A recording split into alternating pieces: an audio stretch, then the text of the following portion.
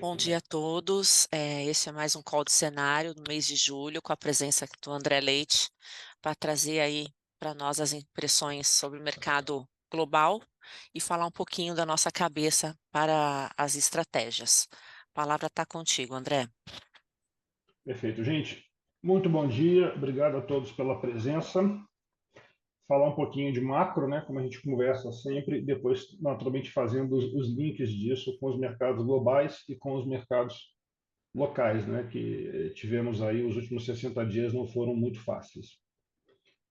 Começando pelo cenário externo, né, a gente está vivendo um momento interessante nos Estados Unidos. Os Estados Unidos está com um processo de arrefecimento da atividade, né? Esse gráfico da esquerda embaixo é o índice de surpresa econômica. Então vocês veem aí o laranjinho é a Europa, né? O vinho é os Estados Unidos. Os dois índices de surpresa depois de um primeiro trimestre bem animadinho, né? Começaram a ceder, começaram a cair agora, né? E pode colocar no mute, por favor, Márcia. E também, né? A questão da inflação está cedendo. O gráfico da direita embaixo, vocês olham as barrinhas mensais, que é o que o Fed chama de supercore, é uma medida que ele olha, né? Ele meio que faz o núcleo do núcleo da inflação para expurgar tudo que é volátil e ficar só com aquilo que é inflação, né, de demanda mesmo. E vocês veem que mês passado, depois de muitos e muitos meses, a gente teve uma barrinha negativa, né? Primeira deflação. E quando você olha para baixo, que aí já é o Core PCI, que é a métrica que o Fed usa para balizar a taxa de juros, né? E aí você não tem uma leitura mensal, você tem uma leitura ano contra ano. Vocês veem que depois de ter um pico lá perto de 5, a gente já está em 2,57, né? Lembrando que a meta do Fed é 2%. Se vocês olham para essa curva de desinflação, vocês veem que a derivada mudou, né? Começa com uma derivada mais inclinada, mais steep, e depois a derivada disso fica mais suave, né? O que é natural, né? Todo o processo de desinflação, o pessoal costuma dizer que a última milha é a mais difícil, né? É que nem prova de corrida, né? Finalzinho é mais complicado sempre. Aqui mais dados, né, de atividade nos Estados Unidos. O ISM, né, que é como se fosse o índice de gerente de compras deles, novas ordens despencou, caiu bastante. Depois que eu fiz essa apresentação, eles soltaram o ASM de serviços, né? Porque esse ASM aí é o de manufatura, o de indústria. O de serviços foi pior ainda, novas ordens também despencou. Você está tendo uma bela de uma acomodação no setor de serviços dos Estados Unidos. Lembrando que Estados Unidos, serviços, né, responde aí por 60% do PIB, né? É uma economia muito voltada para o consumo interno, diferente de economias como a Alemanha, como China, que tem exportação, né, como motor principal. E na direita vocês veem as vendas no varejo, que eu gosto de olhar para isso deflacionada pela inflação, né? O número nominal não quer dizer muita coisa para a gente. Então vocês veem que os Estados Unidos ele vinha numa certa tendência até 2008, teve a crise, né? Foi a crise, vocês veem que foi uma crise profunda em 2008. Tanto é que ele demorou muitos anos para voltar para a tendência de crescimento que ele vinha pré-2008, né? Aí quando parecia, né, que a economia americana estava completamente sarada, né, dos efeitos lá de 2008, né, quem tem um pouquinho mais de cabelo branco lembra, né, o desespero que foi. Aí veio a pandemia. Aí veio a pandemia, né? Tanto Trump quanto Biden ligaram literalmente o dane-se para a parte fiscal, despejaram helicópteros e mais helicópteros de dinheiro na população, então vocês veem aí esse surto, né, de consumo, né, e até porque as pessoas durante a pandemia não podiam consumir serviços, né, só podiam consumir bens. Só que depois disso, desse ponto, né, a gente está tendo aí uma certa acomodação, né, em termos reais e uma acomodação com tendência negativa, né? É bom a gente ter isso em mente, guardar isso em mente, né? Porque a gente vai fazer o link disso com o cenário político global daqui a pouco, né? Tanto nos Estados Unidos quanto na Europa, o que a gente está vendo é um consumidor que está estressado, porque é um consumidor que você teve um surto inflacionário, as coisas todas subiram de preço, mesmo com a inflação desacelerando agora, não quer dizer que os preços caíram. Muito pelo contrário, os preços continuam a subir, porém subindo numa velocidade menor, né? Mas o nível de preços continua muito alto e o salário das pessoas não acompanhou. Então, o que você tem hoje é um consumidor, né, é uma classe média, uma classe baixa, muito estressada, não está conseguindo pagar o aluguel, não está conseguindo pagar a prestação da casa, né? Dar um pequeno exemplo para vocês, Starbucks, nos Estados Unidos, é $7 o café. Não é à toa que mês passado eles registraram o primeiro mês de queda de vendas na história deles. Ou seja, as pessoas já começam a cortar os gastos considerados desnecessários. Tá? É, ainda falando um pouquinho sobre a acomodação dos Estados Unidos, né? Aqui eu mostro o ISM de serviços, também caindo, né? E do lado direito, é um gráfico que parece um pouquinho complicado, mas não é. Na linha, na linha laranja, você tem uma relação que é o número de vagas em abertas, ou seja, é um número de oportunidades de trabalho. Esse número nos Estados Unidos hoje está perto de 8 milhões, tá? E eu divido isso pelo número de pessoas desempregadas, né? É o número que eles, o IBGE deles registra isso sempre, né? E vocês veem que essa relação chegou a 2 durante a pandemia, ou seja, você tinha 2 vagas de emprego para um desempregado. Literalmente, as empresas estavam caçando as pessoas na rua, né, para poder trabalhar. E isso tem uma relação muito forte com a linha vinho, que é a linha do reajuste salarial, né, medido pelo Atlanta Wage Tracker. Eles medem aí o índice de reajuste salarial nos Estados Unidos.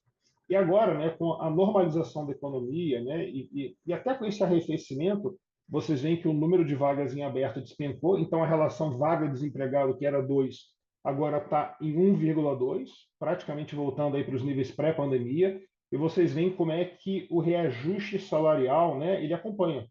Então, naturalmente, o mercado de trabalho está ficando mais frio, né, não está tão aquecido assim. As empresas dão menores reajustes.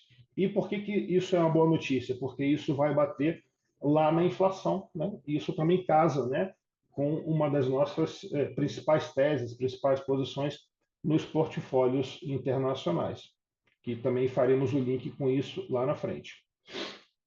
Fala um pouquinho de fiscal nos Estados Unidos, né? Essa reunião de hoje a gente vai falar bastante de fiscal, tá? Os Estados Unidos, o CBO, né, que é o órgão do Congresso americano que revisa o orçamento, eles revisaram o déficit para esse ano, estava em 1,5 tri e foi para 1,9 tri de dólar, tá? Veja bem, é tri de dólar. Eu sei que é até difícil a gente imaginar tanto dinheiro, mas esse é o tamanho do déficit dos Estados Unidos. E o endividamento, né, do governo americano, né, detido pelo público em geral, né, público tanto pessoa física quanto fundos, quanto bancos centrais de outros países, já está em quase 100% do PIB. E você tem aí um orçamento que você tem uma arrecadação, né, de quase 5 tri e para despesa de quase 7 tri. Né? Olhando para o gráfico da direita, tem uma coisa bem interessante e que é muito parecido com o que a gente vai ver no Brasil. Vocês veem que desde a década de 70, aquilo que é despesa discricionária, aquilo que é o que o presidente americano consegue gastar de livre e espontânea vontade, ou seja, ele não precisa cumprir a legislação para poder gastar, né, que são os gastos mandatórios. O gasto discricionário veio de 10% do PIB americano e já está em 5% do PIB. Né? E a expectativa é que isso, no futuro, possivelmente vá zerar. Né? Ou seja, e por que os gastos mandatórios nos Estados Unidos, né, saíram de década de 70 de 7,5%, 8% do PIB, e agora esse negócio dobrou, é 15% do PIB? De novo, né, um tema que eu sempre falo com vocês é a questão do envelhecimento, a questão demográfica. Se vocês olham para essa tabela, né, se vocês olham ali na parte de despesas, né, que eles chamam de outlays, vocês olham que o mandatório, né, para esse ano vai ser 4 tri, né? E ele vai virar 6 tri lá daqui a 10 anos, em 2034. Porém, você tem duas linhas aí que são as principais linhas que fazem esse negócio, que é o Social Security, que é o INSS deles. O negócio vai sair de 1,4 para 2,4. E você tem os programas médicos, né, que é o Medicare e o Medicaid. Você sai de 1,7 para 2,8, né? O americano ele não tem INSS, ele não tem SUS, ele não tem saúde gratuita até os 60 ou 65 anos. Depois de 65 anos ele entra nesse programa aí, é um dos dois, eu não me recordo se é o Medicare ou Medicaid, ele passa a ter a saúde dele a saúde dele custeada pelo governo, né? E, naturalmente, outro gasto que tem subido muito, né, na linha do discricionário é o gasto de defesa, né? Esse problema todo geopolítico que a gente sempre fala com vocês, conversa com vocês, isso está levando não só Europa, né, mas também Estados Unidos a uma verdadeira corrida armamentista. Você está tendo muito dinheiro indo para a defesa, né? Então vocês veem que no final das contas todas as conversas que a gente tem, elas meio que são interligadas, né? Você fala do geopolítico, aonde que esse geopolítico vai parar? Ele vai parar aqui, no fiscal dos Estados Unidos, né? Aí você fala do fiscal dos Estados Unidos, aonde que isso vai parar? Isso vai parar numa economia mais forte, numa economia que tem um pouco mais de inflação. Ou seja, as coisas no final do dia, a macroeconomia é toda interligada. E no final e também, né? O destino final disso tudo é o reflexo do preço dos ativos no mercado financeiro. Isso impacta no preço do dólar, isso impacta no preço da taxa de juros e, naturalmente, impacta no preço dos ativos de risco, tanto lá de fora quanto aqui de dentro também. Dando sequência, a gente agora, né, uma coisa que eu sempre procuro pensar, né, procuro tentar ver se eu não estou errando, né, na construção do cenário, por conta da volatilidade, né, que a gente tem tido dos dados macroeconômicos, das narrativas. Vocês lembram, né? Começo de 2023, todo mundo achava que a economia americana ia entrar em recessão, aí surpreendeu todo mundo, não entrou, os mercados lá fora foram maravilhosamente bem.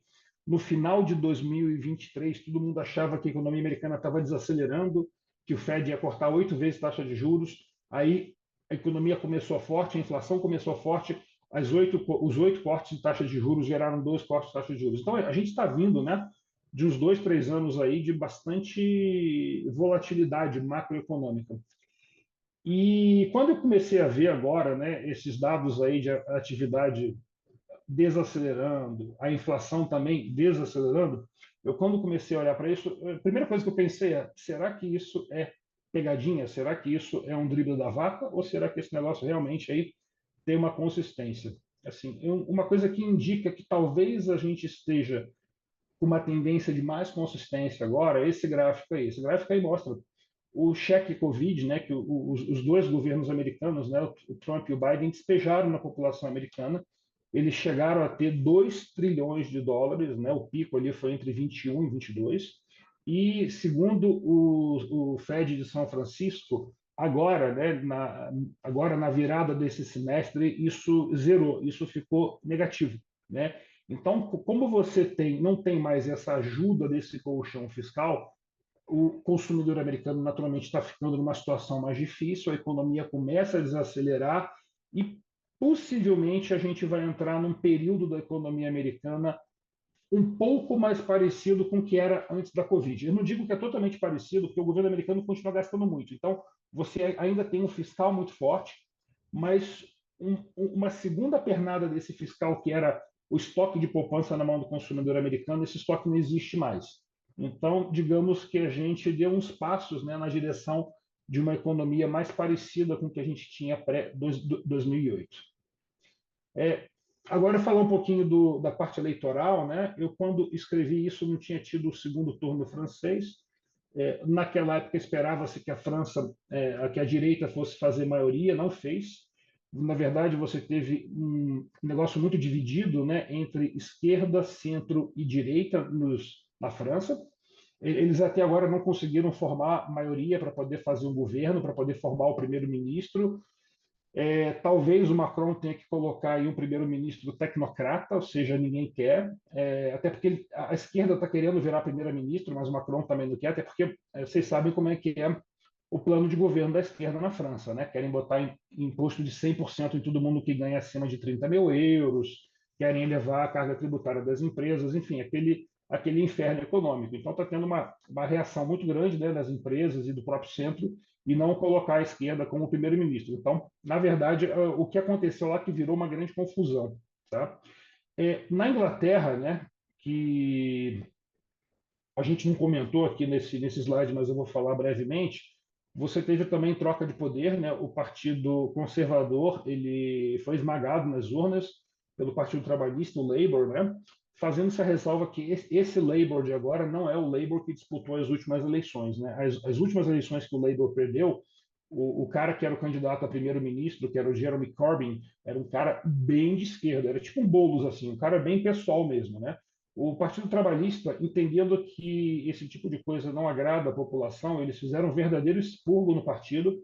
Tanto o Corbyn quanto os seus seguidores foram literalmente expulsos do Partido Trabalhista, e esse primeiro-ministro que está assumindo agora, né, ele é um cara muito moderado, ele é considerado quase um cara de centro. Ele fala de responsabilidade fiscal, ele fala até de controle de imigração.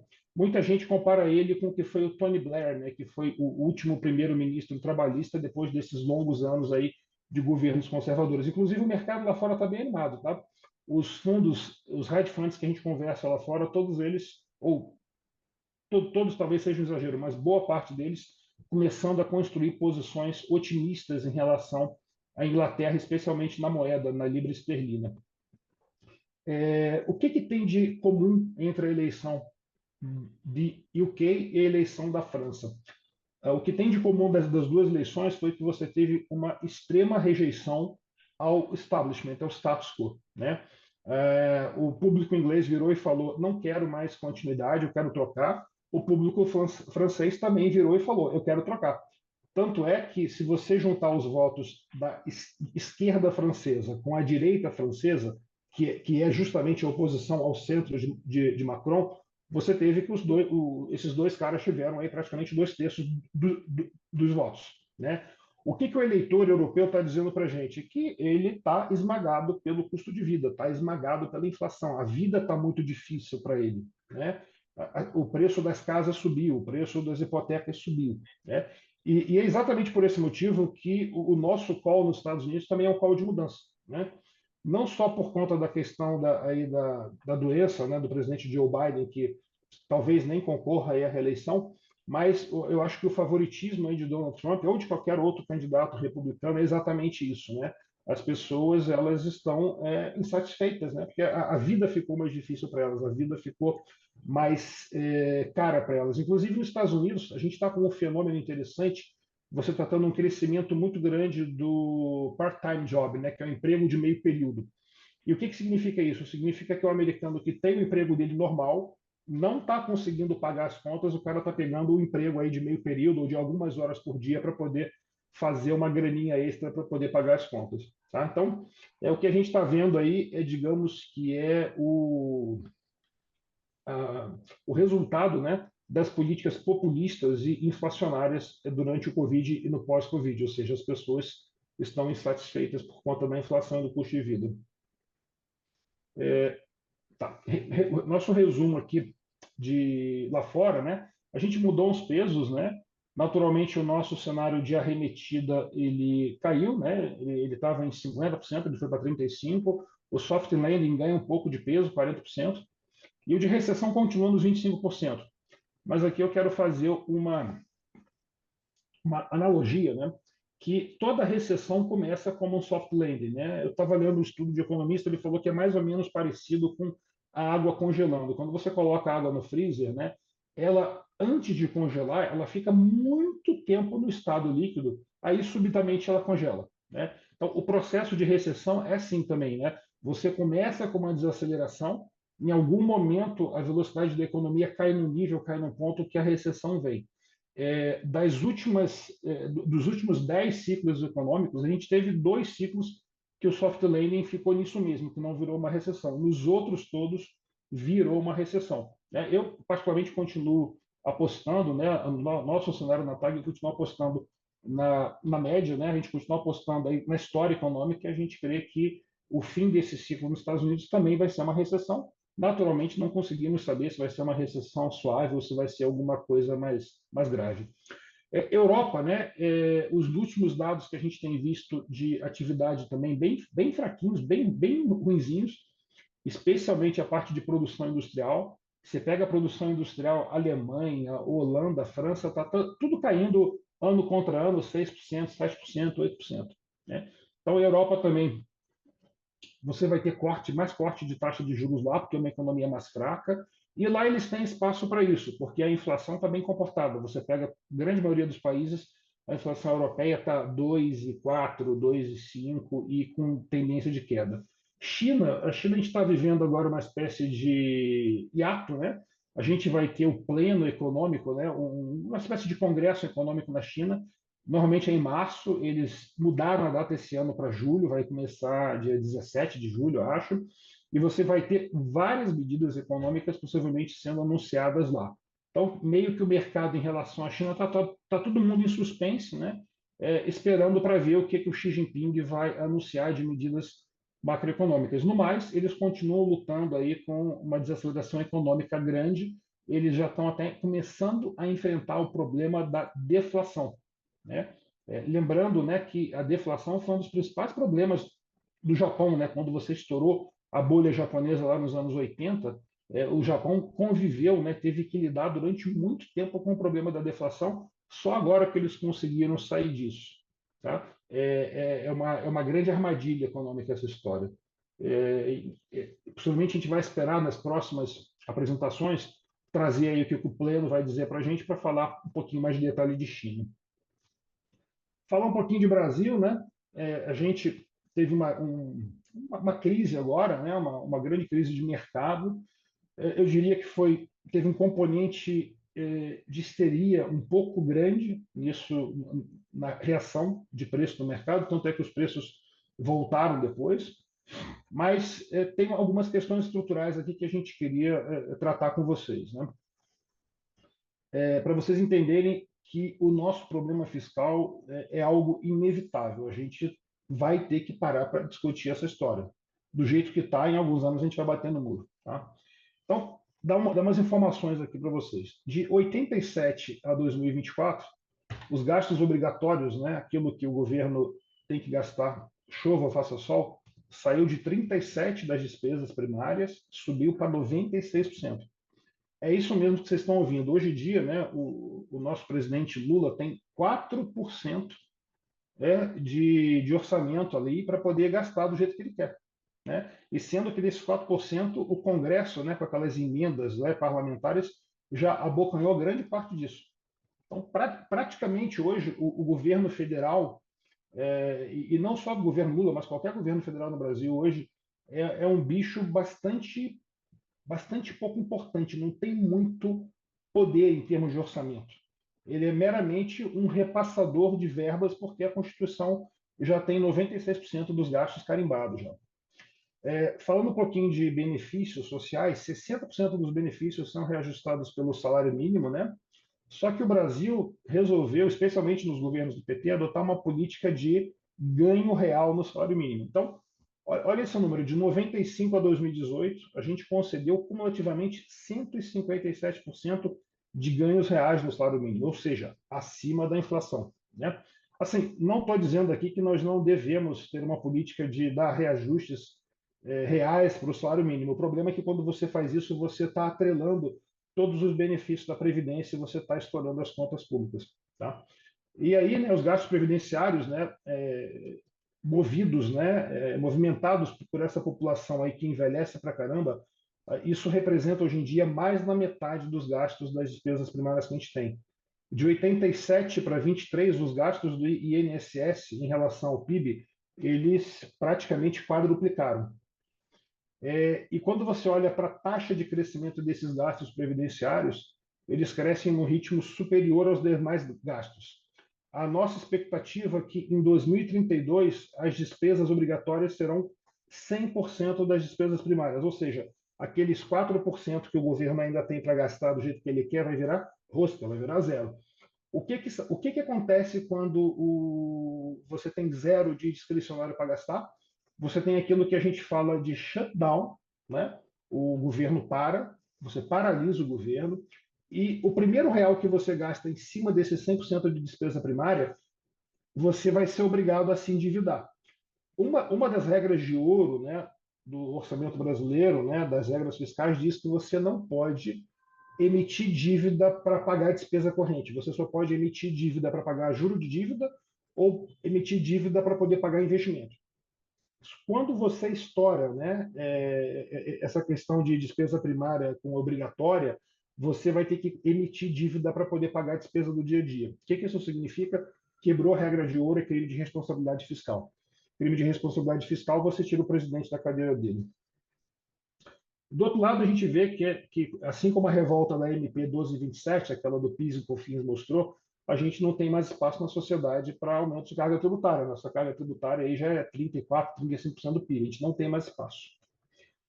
E, last but not the least, histórico aqui de como é que o PT reage às crises fiscais.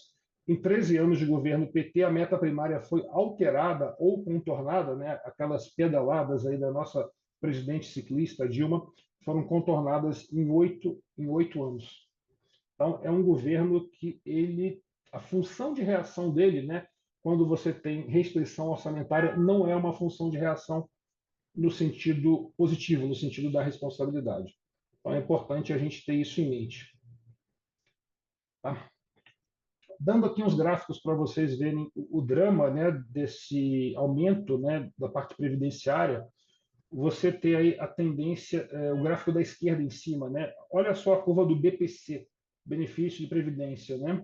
Olha como é que subiu, auxílio-doença, invalidez, olha só como é que o negócio explodiu.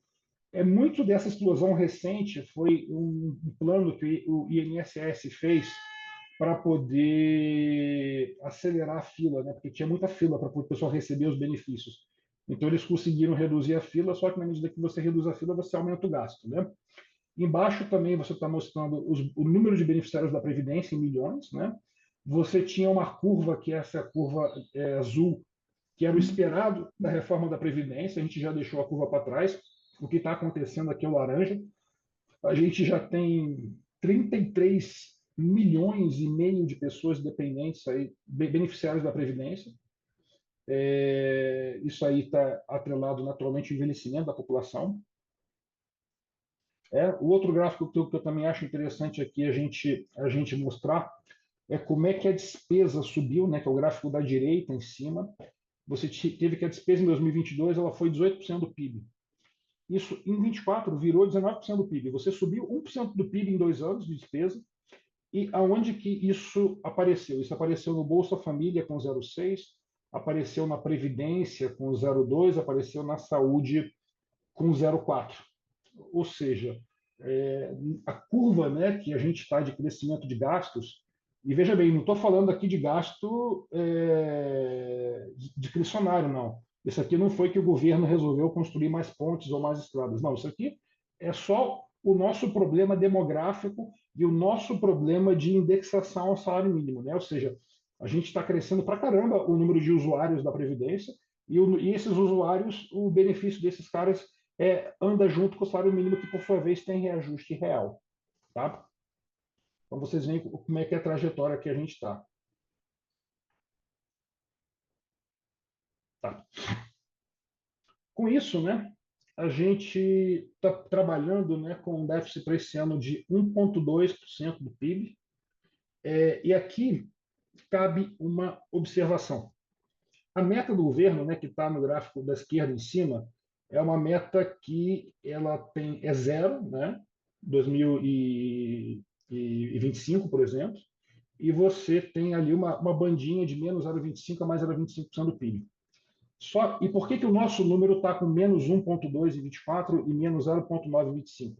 Porque o nosso número a gente pega todas as despesas. O número do governo ele não considera, por exemplo, os gastos de socorro ao Rio Grande do Sul, né?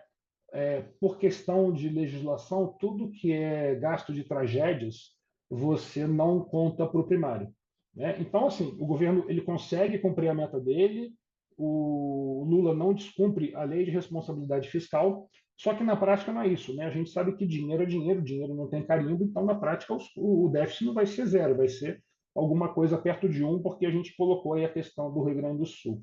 Tá? Com isso, né, a gente tem feito assim, algumas reflexões sobre como é que o governo vai resolver essa questão. Você tem aí, o que está na parte escrita, né, que eu coloquei aí, até em itálico, né? Você que tem que a nova presidente da Petrobras, né, ela chegou na Petro com aquele discurso, né? Ah, eu vou investir em refinaria, vou investir em usina de vento no mar, vou investir em fertilizantes. O problema é que o governo não tem para onde correr, o governo vai ter que usar o dividendo da Petro. Então, o que está começando a virar o nosso cenário é que já já a tia Magda aí vai ter que abandonar esses projetos de investimento, né? E vai ter que botar a Petro fazendo aquilo que ela sabe fazer, que é extrair pré-sal e gerar caixa, né? Para poder pagar dividendo. E um exemplo nessa direção foi esse reajuste que a gente teve essa semana do preço da gasolina. A gasolina estava defasada, dependendo da conta, aí, entre 20% e 30%. Você teve um reajuste na bomba e foi perto de 10%. Ou seja, a gente não corrigiu toda a defasagem, mas ninguém esperava que a Petrobras fosse fazer isso, eles foram lá e corrigiram o preço do combustível. Né? Ou seja, mostrando, né, dando para a gente que eles estão preocupados em gerar caixa, preocupados em ter dividendo para poder ajudar o governo central a fechar as contas. Né? Outra coisa que a gente vai falar, né, você está tendo um vazamento tributário muito grande em criptomoeda. Né? Nos últimos 12 meses, o brasileiro mandou para fora 18 bi de dólar em criptomoeda. A maioria disso não é Bitcoin, a maioria é stablecoin, ou seja, é dólar. Né? O cara é uma maneira dele remeter dólar e a gente entende que o governo vai tentar tributar isso de alguma forma.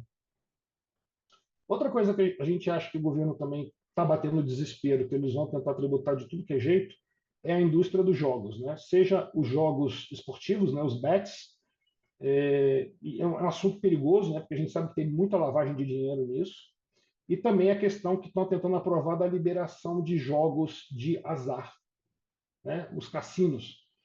Então você aí tem, assim, eu já vi alguns estudos dizendo que a arrecadação tributária, por exemplo, com cassino, poderia ser uma coisa bastante significativa. Então o governo meio que vai, de certa forma, legalizar a lavagem de dinheiro, né, porque muito dinheiro é lavado nessas atividades, mas o objetivo é tributar. Né? É o que a gente fala, né? Se o negócio está se mexendo, está respirando e faturando dinheiro, a ordem do dia é tributar. Outra coisa que também chamou a atenção foi a liberação das 40 gramas de maconha pelo Superior Tribunal Federal, né? E é uma situação engraçada, né? Porque você pode portar, você pode consumir, mas você não pode transacionar, né? Você não pode negociar a droga no atacado. Também cremos aqui que isso é o primeiro passo para a legalização completa da maconha no Brasil. Naturalmente, você criando essa indústria, mais uma indústria para você poder tributar, né? E aí você consegue botar aquelas alíquotas de pecado, né? Que nem cigarro, né? Tributação de 75%. Ou seja, o governo também com certeza pode estar mirando aí essa atividade econômica para poder arrecadar. Ou seja, a ordem do dia é arrecadar. Quando você tenta linkar isso com aqueles dados demográficos que a gente mostrou para vocês nos slides anteriores, né? O envelhecimento da população, o crescimento acelerado do número de usuários do INSS, essa questão das despesas estarem atreladas aí ao salário mínimo que está tendo ganho real, mesmo que você consiga ter sucesso nesses mitigantes arrecadatórios, ainda assim a gente não resolve o problema estrutural. Você consegue, talvez com sorte, adiar, mas o problema vai aparecer lá na frente. A gente tem um problema geracional, um problema demográfico dentro do nosso orçamento, né? E a gente precisa resolver isso, né? E quais são as opções possíveis, né? E aí eu procurei fazer um assessment, né? Naturalmente pensando um pouco na história econômica do Brasil e também aquilo que já aconteceu na história de outros países, né? A primeira hipótese é o que o governo está tentando fazer agora, que é o aumento de carga tributária. A gente acha que a probabilidade disso é baixa e tem limite, né? A gente está vendo que tem limite. Outra probabilidade é o mercado topar emitir mais dívida para financiar isso. A gente acha que essa chance é baixa. Se o endividamento começa a crescer muito, o mercado começa a pedir prêmio na curva para poder financiar o governo, que é o que a gente viu agora nesses últimos 60 dias. Tem o terceiro, né, a terceira hipótese, que seria o que eu chamo de uma solução adulta, uma solução madura, que é a gente fazer um orçamento base zero, né, você fazer uma reforma orçamentária do zero, rediscutir tudo, rediscutir essas amarras todas que a gente tem, né? Por exemplo, a gente tem um X lá que a gente precisa dar para a educação. Um país como o nosso, que está envelhecendo nesse ritmo, precisa ter tanta escola, né? Precisa colocar tanto dinheiro na educação, né? Do jeito que a gente está colocando. E veja bem, eu não estou nem falando de qualidade aqui, porque o Brasil coloca bastante dinheiro na educação e a qualidade é ruim, né? Eu estou falando do ponto de vista demográfico só, né? Então, assim, tem vários pontos que precisam serem analisados e discutidos com uma certa maturidade. Conhecendo o Brasil como a gente conhece, e sabendo que a gente está num governo de esquerda, que a função de reação que eu mostrei para vocês não é uma função de reação madura, é, a probabilidade que você tenha essa reforma orçamentária completa nesse governo, eu diria que é abaixo, uns 10%. Ah, 26, se o Tarcísio ganhar, se não sei quem ganhar, pode acontecer? Pode, mas nesse governo a chance baixa. E tem o número 4 que a gente crê que talvez seja a solução mais provável, que é o que a gente chama da solução de Macunaíma, né? Ou seja, você deixa a inflação um pouquinho para cima, né? A meta que era 3, daqui a pouco você está feliz com 4, com 4,5, com 5, né? Tem umas ideias meio bruxaria de alguns economistas, né? Como o André Lara Rezende falando de teoria monetária moderna, o MMT, e o YCC, que é o controle de curva. O que significa isso? Significa que é tipo a Argentina, né? O Banco Central emite dinheiro, imprime dinheiro para financiar o gasto do Tesouro. Aí o que você pensa? Ah, o mercado vai estressar e vai pedir prêmio na curva. Só que não. O Banco Central ele não só controla a taxa Selic, que é a taxa de juros à vista, mas ele controla com operações de mercado toda a curva de juros. Aí se o mercado começar a estressar, o que ele faz com o controle de curva? Ele achata a curva para baixo para o governo não ter que se financiar numa taxa muito alta. Pois bem, esse tipo de coisa não funcionou nos Estados Unidos, a gente está vendo o resultado, não funcionou na Europa. Imagina se isso vai funcionar no país emergente. Se tentarem colocar esse troço em prática, você só vai ter uma válvula de escape que vai ser o dólar. Ninguém vai querer saber de ficar com dinheiro aqui dentro do Brasil. Tá? Mas, né, como tudo na vida é um processo, né, até chegar lá demora. Né? Hoje, o que a gente está vendo é que o pessoal vai tentar acomodar da seguinte forma.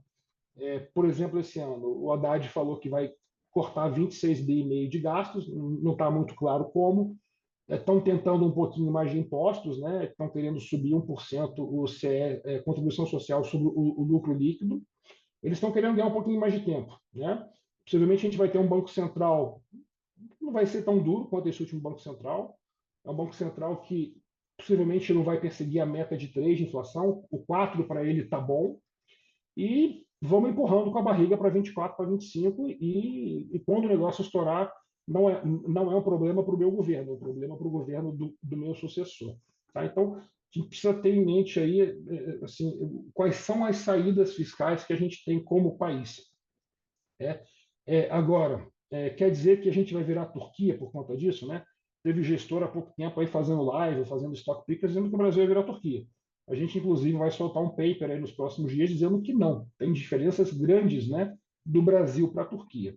A principal diferença é o setor externo, só dando um spoiler para vocês, a gente não tem crise cambial igual a Turquia teve, né, porque eles não tinham reservas internacionais.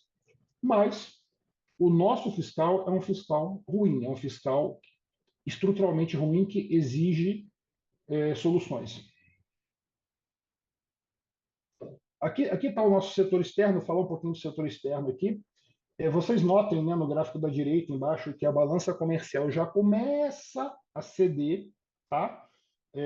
Primeiro que o preço de commodities agrícolas caiu em relação ao passado. Você tem aí o efeito do Rio Grande do Sul. Lembra que nas últimas apresentações a gente comentou sobre o Rio Grande do Sul, né, que isso ia afetar a balança, já está afetando, né? Está tendo queda na exportação, aumento de importação. E no gráfico da esquerda, embaixo, aquilo que eu falei, a sangria pelos criptoativos, né? 12 meses aí o negócio saíram quase 16 bilhões de reais. Falando um pouquinho de inflação, a gente tem números de inflação do Brasil que estão comportados, sim, estão. O número cheio, né? A gente teve até um número bom de inflação ontem que saiu, mas quando você olha números de serviços, né? inclusive nesse gráfico da esquerda embaixo, esse tal desse CIMO. O que é CIMO? É serviços intensivos de mão de obra, né? Como a gente está com o mercado de trabalho muito apertado, essa inflação das coisas que são intensivas de mão de obra está rodando em 5,4, que é essa linha pontilhada, meio lilás, e está subindo, né? Então, assim, então o Banco Central brasileiro, ele naturalmente ele tem motivos aí por conta desse fiscal de ter parado com o processo de queda de taxa de juros, né? O gráfico da direita, em cima, ele mostra as expectativas, né, do Focus, né, da inflação para 2025. Isso aí estava em 3,5, que não estava ancorado, para estar ancorado isso tinha que ser 3, e o 3,5 já virou um 3,8.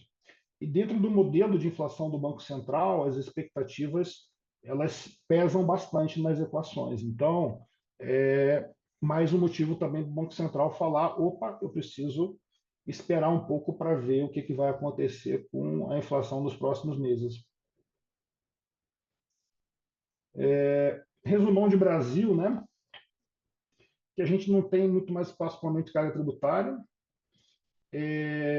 A gente tem um problema estrutural de gastos. A nossa estrutura de gastos é muito rígida. Tem algumas coisinhas que a gente pode fazer de curto prazo, como colocar a Petrobras para gerar mais dividendo, né? Taxar o BET, taxar cassino, né? Tem umas coisinhas que a gente pode fazer, cortar um gasto aqui, outro gasto acolá, segura um pouco na boca do caixa, coloca o INSS para atrasar um pouco a concessão de benefício. Tem um monte de coisinha pontual que dá para você ganhar um ano, ganhar 2 anos, mas tem um problema estrutural que precisa resolver. Se a gente não resolver, a gente vai ter problema fiscal grave daqui para frente. E os caminhos que a gente tem, né, para resolver isso? Ou o mercado financia com mais dívida, que não é o caso, ou você tem um debate maduro, né, de rever todo o nosso gasto, orçamento base zero, também não é o caso nesse governo, e o que deve acontecer nos próximos anos é um pouquinho mais de inflação. Com isso, né, a gente tem as nossas previsões aí, que a gente faz em parceria com o nosso economista, BRCG. A gente está com um PIB um pouquinho acima deles, a gente está com 2. A nossa inflação, no ano todo, a gente teve acima de 4. Lembrem vocês que o mercado estava com 3,2, 3,3 de inflação. Esse, inclusive, é um dos motivos que a gente gosta muito de NTNB, porque o mercado todo ano erra a projeção de inflação. Na média, o erro de projeção de inflação no mercado financeiro é 0,9% ao ano. Então, assim, eu até brinco, né? Todo ano eu ganho um almoço fácil dos economistas com quem eu trabalho. Começou o ano, eu aposto que a inflação vai ser perto de 1% acima do que eles estão prevendo. Eles acham que eu sou louco. Passou um ano, normalmente eu ganho essa aposta. Por quê? A gente tem choque, a gente tem uma dinâmica rígida inflacionária muito grande. Nós somos uma economia indexada, então os choques acontecem e o pessoal tem que ficar revisando projeção para cima, que foi exatamente o que aconteceu esse ano. Possivelmente mais um almoço aí no final do ano. Taxa Selic, a gente está com 10,5 também, junto com o pessoal da BRCG. E a nossa taxa cambial, né, também lembrem vocês que nós também nunca fomos fãs da história do real forte, do dólar fraco. A gente sempre teve o dólar mais forte ao longo do ano. Inclusive, nossas carteiras, né, offshore, as que podem fazer isso, sempre trabalharam sem hedge. E a gente crê que essa taxa de câmbio que a gente está agora, 5,40, 5,50, é uma taxa de câmbio perto do equilíbrio para essa situação que a gente está, né? É um fiscal que não vai bater no muro agora, a gente jogou o problema um pouquinho para frente, mas quando você olha para câmbio real no Brasil, que a gente vai falar no slide lá na frente, a inflação dos últimos anos comeu o câmbio, né? Então, o 5 já estava deixando a nossa economia pouco competitiva, porque o cara teve que dar reajuste salarial acima da inflação. Então, o que traz de volta essa competitividade para o Brasil, em termos de comércio externo, é um número mais perto de 5,40, 5,50, que é onde a gente está. Então, a gente também não crê nessa taxa de câmbio voltando muito, não. Tá? Se não tiver nenhum grande estresse, deve ficar perto disso. Falar um pouquinho de mercado. Estados Unidos, valuation do S&P é perto das máximas históricas, 21 vezes lucro. O que isso quer dizer para a gente, né? Quer dizer para a gente é o gráfico da direita. Quando você faz uma regressão olhando o retorno 5 anos adiante, dado um ponto de partida de valuation, que é o que você está agora, que é 21 vezes lucro, você tem uma relação interessante de retornos. E essa bolinha vermelha está dizendo para a gente que o ponto que a gente está agora está dizendo que os próximos 5 anos, muito possivelmente, você vai ter retornos muito baixos nas ações americanas. Basicamente pelo ponto de entrada, você está comprando caro. E o contrário também é verdadeiro. Sempre que você compra com as ações americanas baratas, né, com PI de 11, PI de 12, PI de 14, é só olhar para esse gráficozinho da regressão. Você tem retornos bem poupudos, né? 15, 20% anualizado nos próximos 5 anos. Olhando para o gráfico do meio, o que, que a gente vê? A gente vê que a gente está no extremo de valuation entre a Bolsa Americana e as bolsas internacionais. Desde 2004 que você não tem as bolsas internacionais, né? E aí eu pego tudo, emergente e desenvolvido, tão baratas em relação à Bolsa Americana. Está tendo uma discrepância de valuation muito grande, muito em função do que vocês estão vendo, né? AI, né? As Magnificent Seven, essas empresas de tecnologia. Outra coisa que tem acontecido bastante nos Estados Unidos, né, é o fator concentração, é o maior nos últimos 30 anos. O gráfico da esquerda, né, dos três gráficos ao de cima, vocês veem que as 10 maiores empresas respondem por 35% do S&P, é bastante coisa. Aí, quando você decompõe o valuation, né, dessas empresas, o top 10, você tem uma relação preço-lucro de 28. As outras 490 empresas, elas têm um PI de 17, são mais baratas.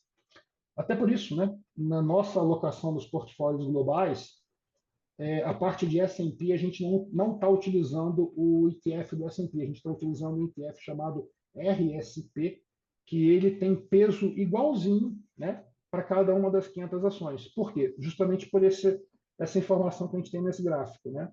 Se eu estou no S&P, eu estou pagando caro por esse top 10. Eu prefiro pagar mais barato pela grande média do índice como um todo.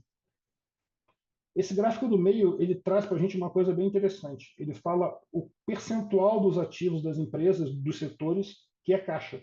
Então, vocês olham ali que o setor de tecnologia e o setor de communication services, que também é tecnologia e comércio eletrônico, né?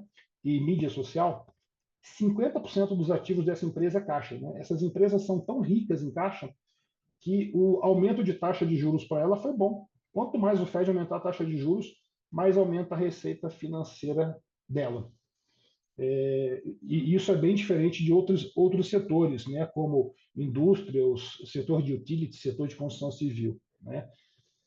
Então, isso também é uma das coisas que explica por que talvez esse aumento de taxa de juros não trouxe essa recessão, pelo menos de maneira tão imediata. Falar um pouquinho aqui de renda fixa, né, que é o nosso principal polo nos portfólios internacionais. Tem um negócio que é uma simetria que a gente está vivendo agora. Né? É a simetria por causa da convexidade da renda fixa, dos bonds. Né? Isso aí é coisa de teoria da renda fixa. Quem estudou a renda fixa naquele livro azul do Fabozzi, gigante, deve lembrar disso. O que isso significa? Significa que essa tabela aí da esquerda está mostrando para a gente. Cada 1%, né, de queda na taxa de juros, você vê quanto que a gente ganha. Né? São essas barrinhas azuis. Por exemplo, o título de 30 anos americano, o 30 Year US Treasury, se a taxa de juros cair 1%, você ganha 20%. 21% quase, em relação ao preço do título. Se a taxa de juros, ao contrário, subir 1%, você só perde 11%. E esse fenômeno, né, de você ganhar mais na queda do que perder na alta de juros é explicado por esse gráficozinho aí da convexidade da taxa de juros. Lembra que quando a taxa de juros estava zero, a convexidade estava trabalhando contra a gente. Ou seja, se a taxa de juros caísse um pouquinho, você não ia ganhar quase nada, né? E se a taxa de juros subisse, você ia perder muito, que foi o que aconteceu, né? O que aconteceu com os bonds americanos ali, principalmente em 2022. Agora não. Agora você já está num ponto aqui debaixo da curva que a convexidade trabalha para a gente. Então, além de toda a questão macroeconômica, né, que a gente conversou, né, de inflação cedendo, atividade também cedendo, a gente gosta, né, a principal posição nossa nos portfólios internacionais é a renda fixa pré-fixada americana por conta disso, porque a convexidade está do nosso lado. Outro gráfico aqui falando sobre global, né? E também explicando um pouquinho por que a gente gosta de usar os ETFs, os portfólios internacionais, né? Principalmente porque é mais barato. Quando você olha para esse gráfico da esquerda, você vê que nas ações globais a dispersão é muito baixa, ou seja, a média do primeiro quartil de gestores para o último quartil de gestores é muito baixa. Isso também se repete para a questão do bonds. Que informação está trazendo para a gente? Está trazendo a seguinte informação, que não vale a pena você gastar, né? Não vale a pena você gastar com gestão ativa lá fora, porque a dispersão é muito baixa.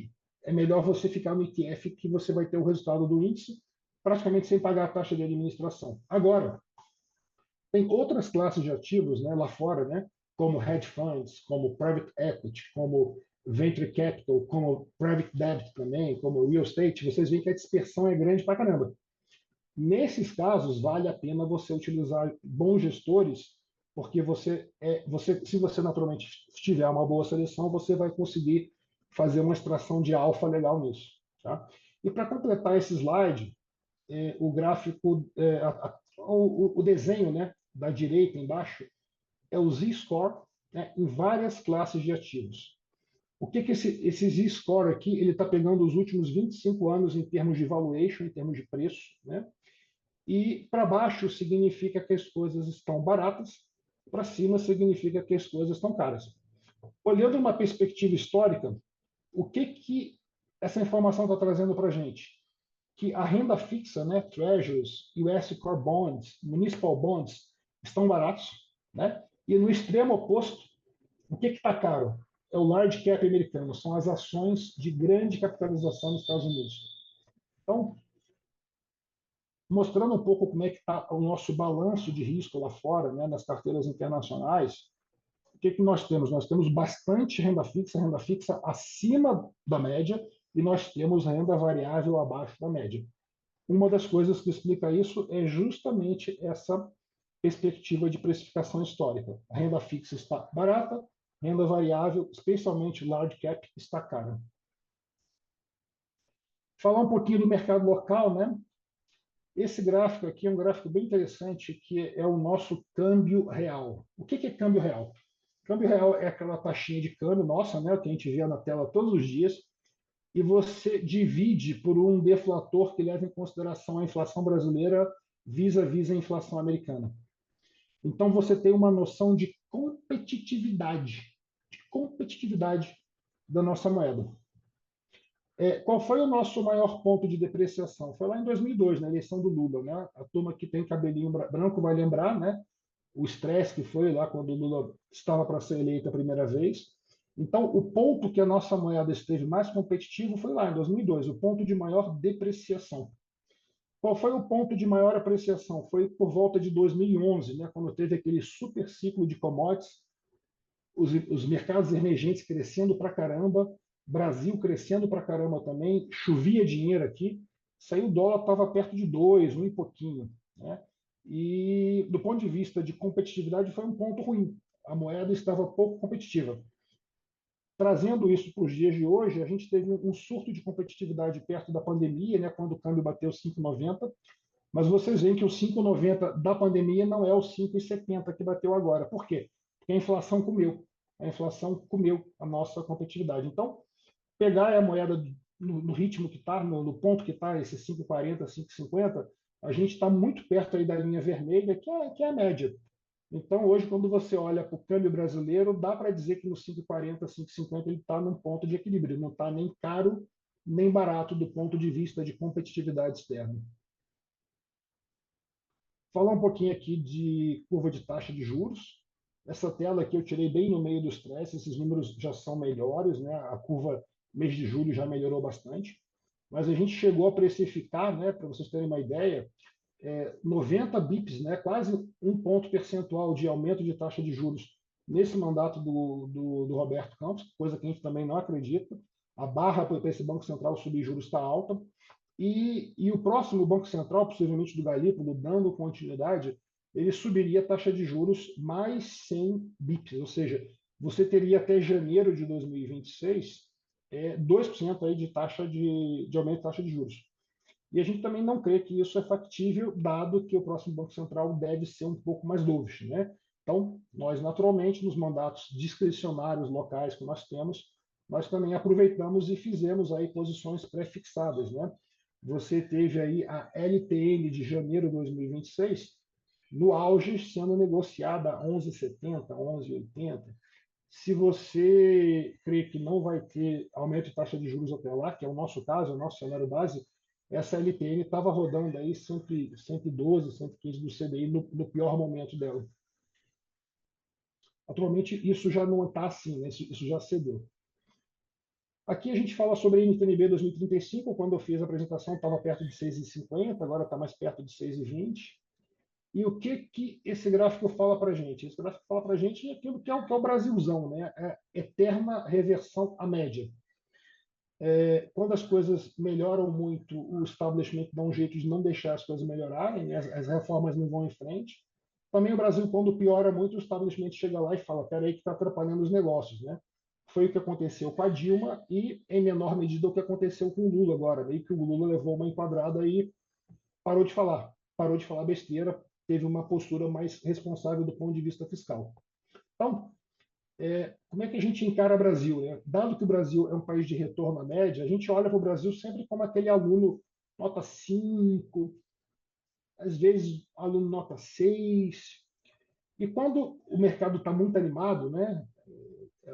O mercado está dizendo que o Brasil é um aluno nota 7, nota 8, sai capa da The Economist com Cristo Redentor lá, indo para o espaço, é hora de vender o Brasil, né? Quando o pessoal está muito animado.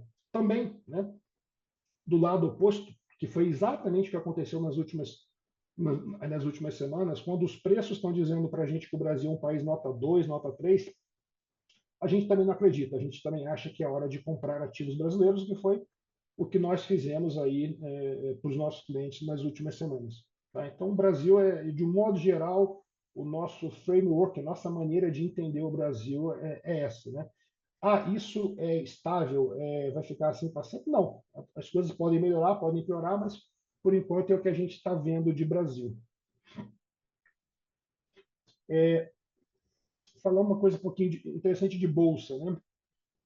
O pessoal olha muito para a bolsa brasileira para dizer que a bolsa brasileira está muito barata. Ah, o PI da bolsa está 8 do Bovespa. Se você pega o small, né, tá 9. Historicamente, isso é muito baixo, muito barato. Então, você vê aí que mais tem gestor de renda variável praticamente se imolando na rua, né, se lamentando como a bolsa está barata, né? Mas quando você compara isso com a renda fixa, né, que a gente chama de equity risk premium, o que é o equity risk premium? Você pega o lucro esperado dos próximos 12 meses do Bovespa, você divide isso pelo preço do Bovespa e você subtrai o juro real de 10 anos. Você pega uma NTNB de 10 anos e você subtrai isso, né? Quando você faz esse exercício, a gente achou essa figura aí que é uma figurinha bem interessante. Quando você faz a regressão, o nosso Equity Risk Premium está até abaixo da média. Quem olha para isso aí, seco, né? Quem bate o olho nessa figura e fala, a bolsa não está barata. Inclusive, quando você compara com a renda fixa, que é o Equity Risk Premium, as NTNBs aqui estão mais interessantes do que a bolsa. É o que esse gráfico está dizendo para a gente. Porém, esse gráfico tem uma mudança estrutural, né? Por isso que a gente não tem que olhar só quantitativamente as coisas, né? Os consultores, os analistas que só olham para o quantitativo, eles frequentemente erram porque eles esquecem de pensar, esquecem de olhar para o qualitativo. Esse gráfico aqui é um belo exemplo disso.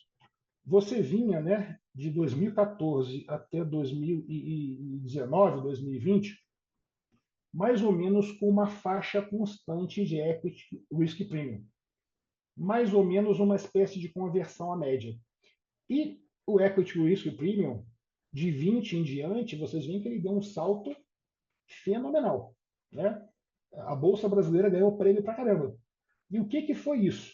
Isso foi Petrobras, né? Petrobras, a gente já falou sobre isso. Pré-sal está bombando. O Brasil está tirando hoje quase 4 milhões de barris de petróleo. Em 2030 a gente vai estar tirando 6 milhões de barris de petróleo. A Petro gasta 3 dólares para tirar o pré-sal de baixo do mar lá, 4 mil, 5 mil metros para baixo do mar, e ela vende isso a $85. A margem é fantástica. Petrobras, se não mexerem nela, é uma impressora maravilhosa de dinheiro. Então, você tem que pensar muito bem quando você está olhando para esse gráfico, né? O equity risk premium que a gente tem hoje, né, que está ali 4,5%, ou seja, eu estou ganhando, para estar na bolsa, eu estou ganhando 4,5% além da NTNB. Notem que no melhor momento, né, quando a bolsa estava mais barata, ali 2022, ali perto dos 100 mil pontos, né, muita gente ficou nervosa, muita gente reduziu o bolso lá nos 100 mil pontos, mas lá nos 100 mil pontos, o Equity Risk Premium 2022 da bolsa estava 12%. Você tinha 12% além do yield que paga a NTNB de 10 anos. E agora você está em 4%. E a pergunta, o 4,5 agora é caro ou é barato? Se você assumir que o shape da regressão é esse shape crescente, né, ou seja, Petrobras ganhando lucro, crescendo lucro, produzindo mais, a gente não está no ponto muito atrativo porque a renda fixa subiu, né? A B abriu muito, a B tá gorda, a B tá boa de você comprar. Se você acha que a Petrobras, ela, com eventualmente um governo ruim, né, tomando decisões ruins, a Petrobras vai voltar para o nível de lucratividade anterior, você esquece esse morrinho aqui para cima e você volta para onde era no passado o equity risk premium da Bovespa, talvez a gente esteja voltando para a média, né? Então, isso reflete muito uma coisa que a gente tem conversado com os nossos gestores de renda variável, que talvez seja a decisão mais difícil que eles têm hoje no portfólio, né? Eu acho que ninguém duvida que os papéis fora da Petrobras estão baratos. Você olha para o Small, né? Você olha para Localiza, você olha para Equatorial, você olha para Itaú, enfim, cada um tem os seus papéis prediletos, mas está tudo barato. Ninguém disputa que o resto da bolsa está barato. A grande dúvida dos gestores é o seguinte: Petrobras, eu tenho que ter Petrobras no peso do índice, eu tenho que ter isso abaixo do índice, eu tenho que ter isso acima do índice. Essa que é a grande pergunta. Inclusive responde a pergunta desse gráfico aí, se esses 4,5 de equity risk premium, se isso é caro ou se é barato. Tá? Então a gente precisa olhar para as coisas, né, não só do ponto de vista quantitativo, mas entender o qualitativo que está por detrás disso tudo. Né? É, nossa visão. Nossa visão que a gente tem uma renda fixa muito atrativa, a gente tem os ventos contra nas empresas brasileiras, no Corporate Brasil, que é a questão tributária, né? O governo está tentando toda hora lá enfiar imposto nas empresas. A vida do empresário brasileiro é muito difícil. A gente soltou um estudo grande sobre bolsa recentemente. A gente mostra isso de várias formas, de várias maneiras. Mas, por outro lado, talvez eles não consigam estragar a Petrobras porque eles precisam de dividendo, né? O PT precisa do dividendo da Petrobras. E a gente tem que ter isso em mente. Se a Petrobras não for estragada, a curva dela é para cima. A curva dela é mais produção, mais lucro. Né? Então, manter isso em mente, né? E para poder fazer a nossa avaliação aí em relação à renda variável. Em relação às alocações, né? Estados Unidos, né? Possivelmente iniciando um ciclo de corte de taxa de juros setembro, talvez, né, com esses últimos dados mais favoráveis, possivelmente mais setembro. Europa cortando taxa de juros e o Brasil, por enquanto, parou de cortar a taxa de juros, teve uma interrupção. A gente gosta de olhar para esse quadrinho, né, que você tem os quadrantes de crescimento, os quadrantes de política monetária, e a gente historicamente sabe classes de ativos que funcionam bem ou funcionam mal em cada quadrante. Então a gente gosta sempre de tentar entender onde a gente está para ajudar a guiar a gente na alocação. A alocação, a gente, de junho para julho, o que, que nós mudamos? Nós mudamos a renda fixa pré de meio para 1, né? Pré-fixado, como eu falei, ficou gordinho, ficou atrativo. A gente continua o IPCA no 1,5, a gente gosta pra caramba do IPCA. O crédito, a gente não mudou o dinheiro alocado no crédito, mas a gente mudou o dinheiro dentro do crédito. A gente reduziu o investment grade por conta de preço, né? Basicamente preço, compressão de taxa, e a gente aumentou o high yield, né? Temos vistos aí operações interessantes, com bom nível de garantia e estruturas saindo. Multimercado, a gente jogou a toalha, a gente foi para o menos meio. Na verdade, a gente foi para o menos um, que essa apresentação não está atualizada, a gente foi essa semana para o menos um. Realmente é uma classe que já está há 3 anos sem performar. Uma pergunta que a gente se faz muito é se teve uma quebra estrutural na capacidade de geração de alfa da classe ou não. A gente fez essa mesma pergunta para a Bolsa Brasil, a gente tentou responder no estudo que a gente soltou. Multimercado, a gente está refletindo ainda, possivelmente a gente vai ter um estudo sobre a classe saindo, mas por hora a gente vê, por exemplo, no nível de preço que está a NTNB, eu olhando 2, 3 anos à frente, a gente vê um valor esperado muito mais líquido e certo numa NTNB do que num gestor de multimercado que vai ter que acertar o cenário. Então, a gente está com menos um no multimercado. Special Seats, a gente continua com um, é uma classe que a gente gosta muito, né? A gente sabe que as fundações usam um pouco, mas a gente dentro da casa usa bastante, acha inclusive que tem espaço para crescer isso no ambiente institucional. Nós planejamos para os próximos meses uma trilha educacional, né? O nosso Smart Summit falando sobre Special Seats. O que são Special Seats para vocês? E ações, né? Nós tivemos uma mudança extraordinária quando a Bolsa, em junho, a gente soltou também nos grupos para vocês, quando a Bolsa bateu 119, taticamente nós voltamos para o zero. A gente estava menos um, a gente foi para o zero. Né?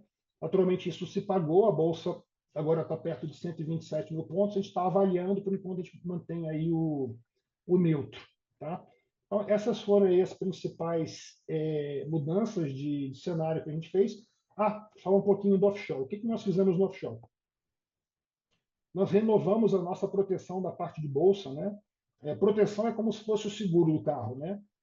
A gente costuma fazer isso semestralmente. No primeiro semestre, a gente gastou o prêmio do seguro, a bolsa americana subiu, a gente não fez uso do seguro, mas nós renovamos isso para uma put spread de 5.200 com 4.200 para janeiro 25. Isso protege um pedaço da nossa carteira de ações. E na nossa carteira de título soberano americano, quando a inflação estava mais alta no primeiro trimestre, a gente se refugiou nas TIPS, que são as NTNBs americanas, porque elas têm menos volatilidade, e saímos um pouquinho dos títulos longos americanos. Né? Com os últimos números aí de inflação, que a gente ficou mais encorajado, a gente voltou, a gente começou a sair das TIPS, das NTNBs americanas, e estamos voltando para o pré-longo americano, aí o ETF que a gente chama do TLT, que a gente acha que no ambiente de redução de taxa de juros eles vão ganhar mais do que esses TIPS. Então essas foram as principais mudanças de portfólio que a gente fez nesse mês de junho, que foi um mês bastante tumultuado, um mês bastante agitado para a gente. Eu acho que é isso, espero não ter me estendido, queria abrir agora para as perguntas. André, tem uma pergunta aqui no chat do Clayton sobre cenário americano, né? Ele pergunta o seguinte: o cenário de arremetida tem maior probabilidade do que uma recessão, mesmo com cenário de nível de salários e poupanças baixas nos Estados Unidos? Quais seriam os gatilhos para o cenário de arremetida? Boa pergunta. Os Estados Unidos ainda é uma economia com o fiscal grande. O déficit fiscal americano está perto de 6, 7% do PIB. E lembra, né, que quando você tem déficit no balanço do governo, esse déficit ele vira um superávit no balanço privado. Ou seja, o dinheiro que sai do governo está indo para a economia. Então é uma economia que está recebendo estímulo ainda. Além disso, tem aquele plano de política industrial que eu já comentei com vocês, que o Biden colocou, né, de transição energética, de indústria de processadores, indústria de defesa. Estamos falando aí de $1 trilhão para 10 anos de investimento, e isso já está acontecendo. Então, é uma economia que está recebendo dinheiro ainda. Né? Então, por isso que a gente, embora a economia esteja arrefecendo, não dá para descartar eventualmente você ter uma remetida. Né?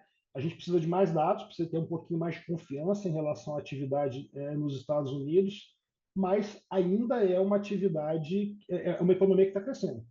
Ela apenas está desacelerando. Né? Veja bem, a economia americana está rodando perto de PIB perto de 1,5% do PIB agora. Isso estava 2,5, 3, agora está 1,5. A Europa está com 0. Tá? Então, os Estados Unidos está longe de estar estagnado, que nem está a Europa nesse exato momento. Tá? Por isso que a gente ainda deixa um percentualzinho de chance aí para arremetida, por conta desses estímulos todos.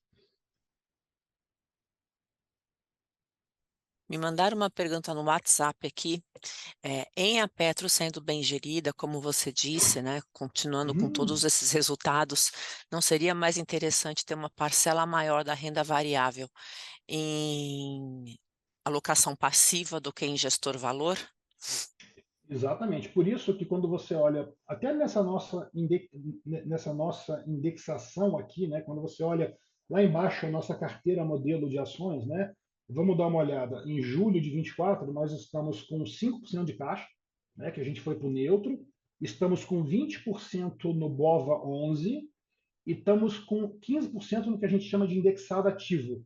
É um BOVA 11 com pezinhos um pouquinho diferentes, ou seja, a nossa parcela de indexação hoje está em 35%, tá? Um terço da carteira. Né?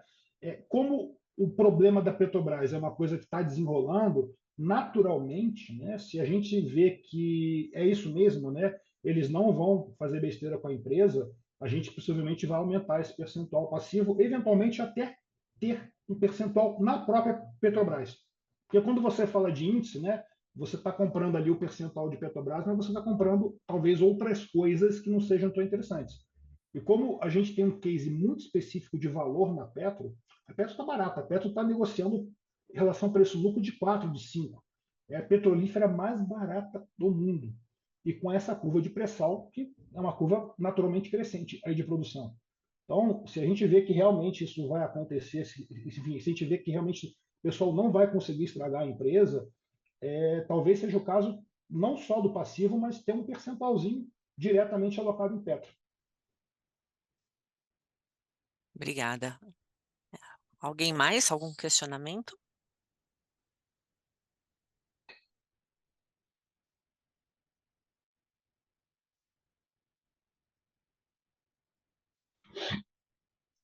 Então, acho que é isso. Márcio, Ah, alô? oi, Oi, Amaury. Mauri. Estava Oi. sentindo sua falta, Mauri. Não, eu estava aqui quietinho. Aí Aquilo eu é vi que chegou normal. tem uma pergunta sua no chat, né? Mas pode É, fazer aí, né? Amaury. Não, não, já lê aí, tá, acho que está claro. Tá bom. O Amaury pergunta o seguinte: a análise de renda variável sempre é baseada no índice Bovespa, mas sabemos que temos fundos, os 10, 20 melhores, têm um track record de 8, 10 vezes índice Bovespa nos últimos 10, 15 anos. Estruturalmente, isso deve continuar ou tais fundos não têm mais espaço para tais performances? Mauri, essa sua resposta foi respondida no estudo que a gente fez de renda variável que a gente divulgou recentemente, né? Esse estudo, o que, que a gente fez? A gente pegou toda a amostra de fundos que já existiu e existe no Brasil e a gente limpou essa amostra para me dar a gestão profissional. Ou seja, eu tirei tudo que era fundo exclusivo, a gente tirou tudo que era fundo monoação, né, tipo FGTS da Petro, FGTS da Eletro. A gente tirou o fundo master, porque o fundo master tem 0 de taxa de administração. Quando você tinha um fundo master com vários FICs, a gente deixou o FIC mais antigo. Tá? Com isso tudo, limpando a base para ter uma base de dados que reflita somente gestão profissional, a gente chegou em 676 fundos, se não me falha a memória.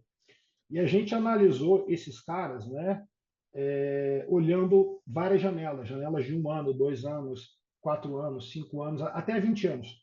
E a gente comparou esse cara contra o Bovespa e comparou esse cara contra o nosso grande competidor, né, que é o CDI, o maratonista keniano. A gente botou contra o CDI mais 2, CDI mais 4, CDI mais 6. Quando você olha no longo prazo, né, estou falando de 20 anos, você teve essa amostra de 676 fundos sendo reduzida para 28 fundos. Tá?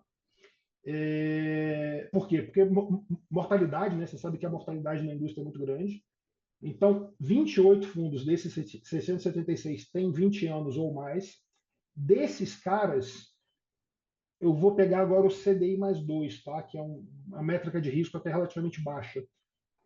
Nós tivemos que 6 gestores desses 28 bateram CDI mais 2 em 20 anos. Ou seja, eu estou pegando uma grande amostra, né? Eu estou pegando uma grande amostra, né? De 676 fundos, e eu estou te dizendo que em 20 anos, 6 deles conseguiram bater o CDI mais 2, né? Naturalmente, isso foi prejudicado pela última janela de 4 anos. Os últimos 3, 4 anos, a gestão ativa apanhou muito, e apanhou muito por conta de uma pessoa chamada Petrobras. Os gestores erraram a mão com Petrobras. Petrobras, vocês viram o que aconteceu com o papel, então o erro da gestão ativa foi em relação a isso.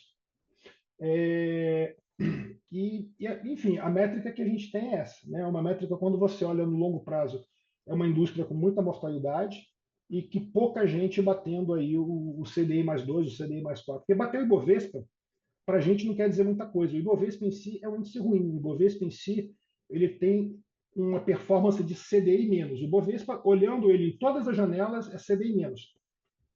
Então, bater o Ibovespa não quer dizer muita coisa, né? Que nem você fala assim, eu torço para o Corinthians venceu o Sampaio Corrêa que está na Série C. Isso não quer dizer muita coisa, né?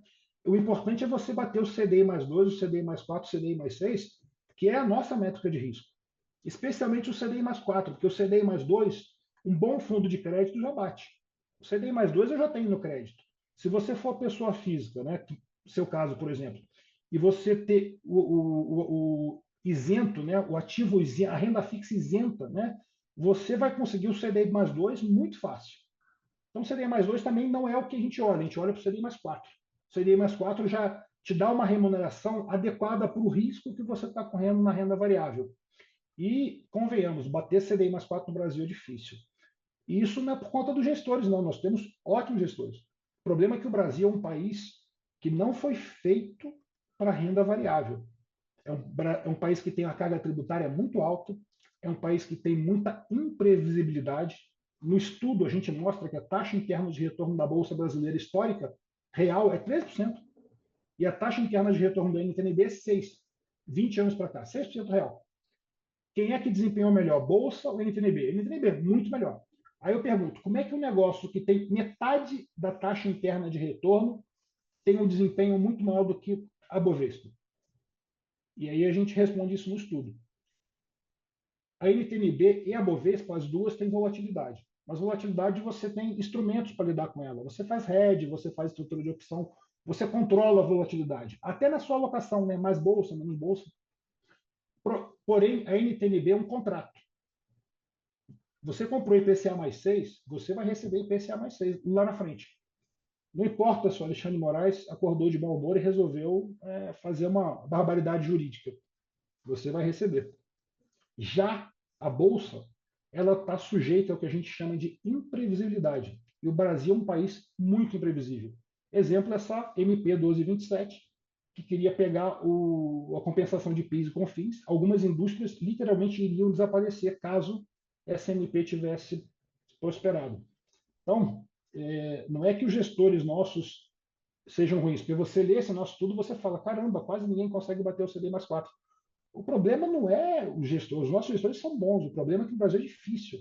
Você tem uma situação macroeconômica complexa por conta do fiscal, você tem o CDI, né? O gestor de ações brasileiro ele está competindo primeiro com o governo tentando achacar ele de tudo que é jeito, cobrando mais imposto dele. Essa selva tributária que a gente tem. Né? E do outro lado, ele tem o CDI, né? O maratonista queniano, que além de ser um negócio que tira resultado das empresas, né? Olha para o balanço da empresa, a despesa financeira vem antes do lucro do acionista. Né? O acionista come depois da despesa financeira. Então, no Brasil, a despesa financeira é 5 vezes mais alta que a despesa financeira nos Estados Unidos por conta da taxa de juros. Quando você olha para isso tudo e você está lá todo dia competindo contra o CDI, né, o nosso maratonista queniano, é difícil. Então, assim, o nosso relativo ceticismo com ações brasileiras no médio prazo, né?